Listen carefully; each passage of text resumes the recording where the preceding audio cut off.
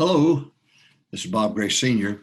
I want to talk to you about this coronavirus, the COVID-19, whatever you want to call it. Let me read a scripture first before I get started, because I think if we're not careful, we're going to get wrapped up and pulled in and sucked in to the political battle that's going on in our nation as churches and as preachers and pastors, and it's going to hurt us. It's going to hurt the cause of Christ.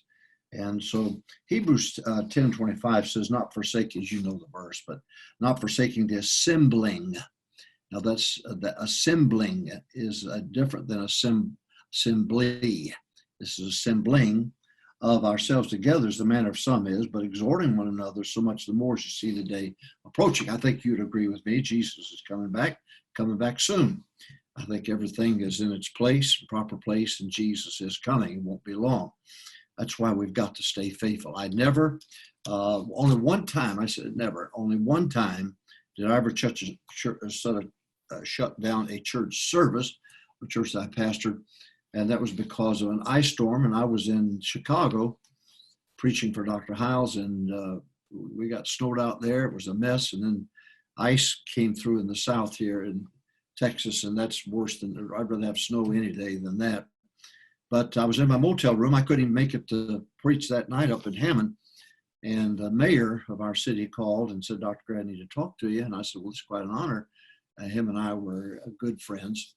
And he said, please. He said, you're the only church in town that's going to hold church. We're having a meetings today. How do we get people to keep people off the streets? And your name came up, and the church came up and said, we know what a fast rule it is with you, just not to cancel church, and it is, by the way.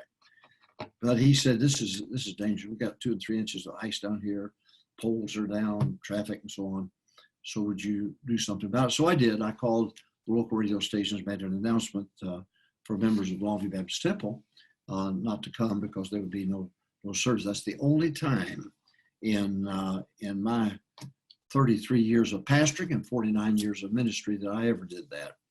And good days, bad days, high days, we just didn't cancel. Let me, with this in mind, by the way, the word assembling, that's interesting. It means that everybody brings something, like an assembly line, assembling. We're putting things together. And so we're to come together to put things together so that we're better equipped to win souls, keep people out of hell. That's just an interesting thought. But God doesn't intend for us just to go and hide and not be able to do that which we're supposed to do. So you may disagree with me at the beginning here, but just be patient with me.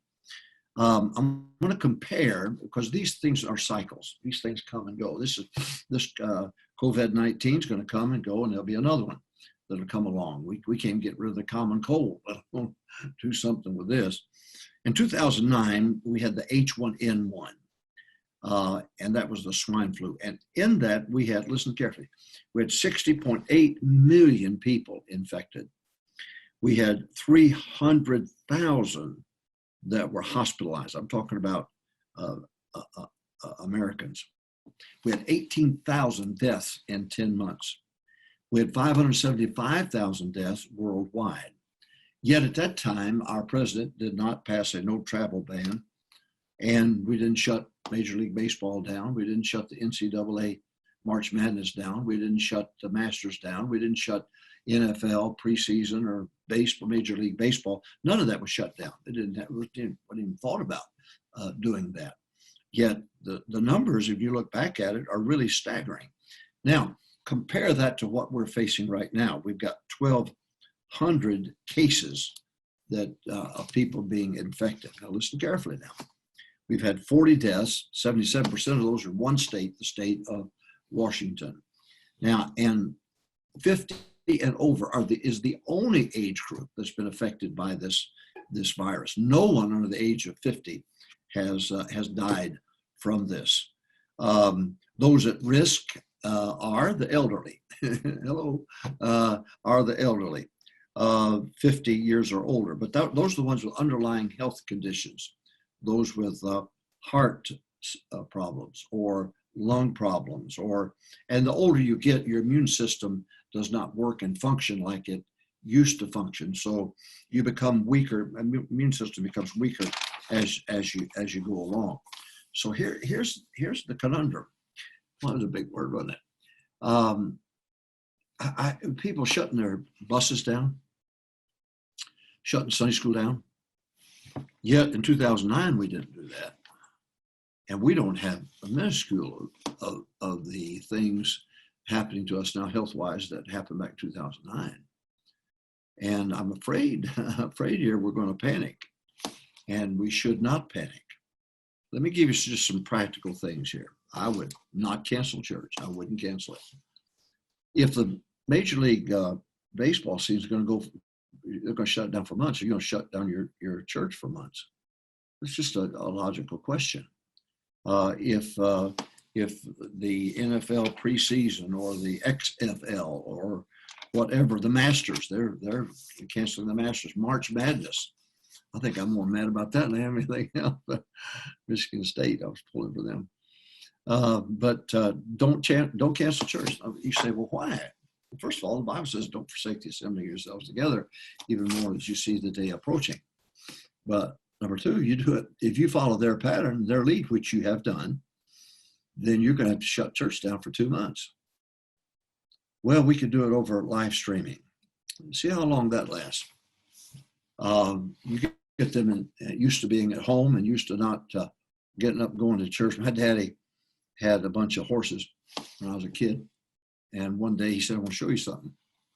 So he took a horse and bridle. We had some that were working horses. I mean, they were stout and work horses. But he had an old mare out there that he put out to pasture. And we went out to the field, and he took the bridle and the bit, and he started walking towards that mare. And the closer he got to that mare, those legs stiffened straight up like that, head turned away. And he didn't want anything to do with that bit. That horse saw that bit and that bridle, and it reminded them. That's why if you ever get somebody out of the bus ministry, start bringing a set of bus keys or a bus book, they're going to stiffen up on you. You need to be careful. You're too eager to cancel church, way too eager to cancel church. Number two, that Sunday school, they say, we can't have more than 250. Really? Well, then you're exposing yourself for a lack of Sunday school. What do you think Sunday school is for? That's why I've been a proponent of a large number of Sunday school classes, averaging 20. And so you can scrub the foyer, you can scrub the bathrooms, you can scrub and get the building ready for people to come. Well, you do the same thing with Sunday school classes. If you want to keep them in that Sunday school class, you might preach to them while they're in there, that's fine. But I would not cancel church, and I would not cancel Sunday school. I would not cancel bus routes. If you can scrub a foyer, you can scrub a bus. If you can scrub the bathrooms, you can scrub a bus. You could have wipes and sanitizers and so on that bus. You scrub the bus down. And why aren't the bus kids, they need to be saved. Somebody needs to reach out for them. I'm just telling you, once you shut something down, try to start it back up, you're going to set yourself back years, and not going to help you any. Now, what are some practical things to do? Hand sanitizers, of course, in the foyer, entrances and exits. Scrub the nursery before Sunday, after Sunday, before Sunday night, after Sunday night, before Wednesday. Then scrub the toys and the furniture in the nursery. I would scrub the auditorium, get your folks to agree to be a part of a team that will make sure that it's clean. And word of mouth will work for you. They'll say, well, that church down there, they made sure that everything was right. Don't cancel anything. Teach the folks to bump elbows instead of handshaking. You can have a lot of fun with that if you wanted to. Have nursery workers wear the clear plastic gloves and get them a clinic robe to wear, a white clinic robe. Have it. I'm talking about in the long run now. Many of you have made up your mind about this Sunday, but I'm telling you, you pulled the trigger too soon, and you need to wait. The stats don't back it up. The statistics do not back up this type of action or reaction. that we have. Next, wear masks, that have the nursery workers wear masks and clinic robes. Next, clean the most where people congregate the most. There may be a part of the foyer somewhere in the building, wherever they congregate the most, you scrub the most. And let the people know about the precautions that you're taking for their sake, for their health sake. Pay attention to local news. Every pocket, like for the state of Washington, it's 40 deaths, and 77% of the deaths in America are in one state of Washington. If you're in the state of Washington, then I'd pay extra attention to local news and so on, and the precautions that you take. Man, we just cannot roll over and die. We just can't roll over and say, that's it, it's over, goodbye, kiss it goodbye. And again, if you shut down church for one Sunday, buddy, you're going to be in serious trouble when this thing goes on for 2 and 3 months. What are you going to do then? The bus ministry, shut it down for one second. See what happens. Try to rebuild that thing after you've got to spend all that hours of prayer and so on. Next, do not stop your soul winning. Don't stop your soul winning. God's moving. God's going to use this. People are going to be more aware of their mortality. They're going to be more aware of eternity. And so take advantage of this. I'm not saying I wouldn't go in the house. I wouldn't do that at all. But I'm just telling you, I would make sure that the gospel got out. I'd make sure the soul winning stayed strong. I would not allow any, of course, normally you shouldn't do this anyway, but I wouldn't allow any babies with runny noses or coughs or temperature. We didn't do that. We didn't allow that anyway. Keep soul winning. I mentioned that. But use some common sense. Stay at the door. Don't go inside. Talk to them on the streets. I'd rather do that any day. And then the last thing, let me just say this, just stay calm. This too will pass. This may be COVID-19, which is not the 19th form of this, because it's after the year 2019. That's why they named it that, COVID-19. But there'll be another one. Yeah, after this one's passed, there'll be another one. And we are setting ourselves up. If you're going to shut church down now, if you're going to shut your buses down now, if you're going to do all for health, you say for health reasons, then you're going to have to keep them shut down as the time goes on. And you're just setting yourself up for a bad situation. Not forsaking the assembly of yourselves together as a matter of some, even so as you see the day approaching. Jesus is coming back. We haven't got time to fool around. Yes, it's going to take some work. You're going to have to scrub. You're going to have to put some elbow grease into it, but have some common sense about this thing. Again, let me say, there's a big difference between 60 million Americans being infected with the swine flu and some 1,200. Big difference.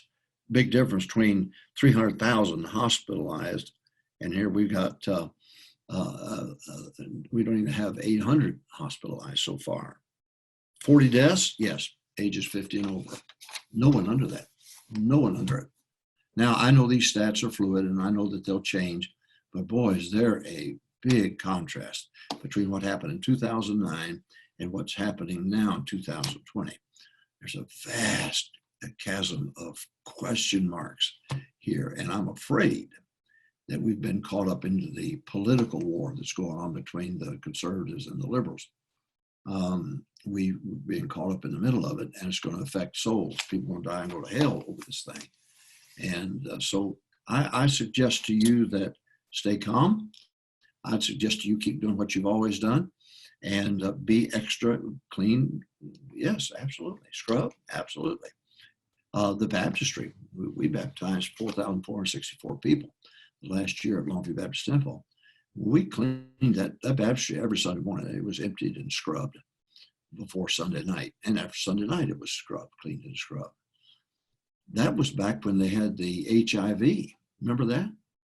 Oh my goodness, everybody scared to death. And some churches quit baptizing because of it. We didn't. We just kept changing the water and started all over again. I remember when polio was a big thing in the 50s. I remember when one of our classmates got polio. And I remember how we lived through it. All right. But I don't remember them shutting down churches. I don't remember them shutting down the major leagues or anything. I don't remember any of that. We didn't do that. Now the pools, the community pools were shut down, but nobody shut down church. It's astounding to me. It's amazing to me. Just my suggestion. I have several books on Just a Thought. Maybe just put this right in there with Just a Thought. Welcome to Ministry Moments.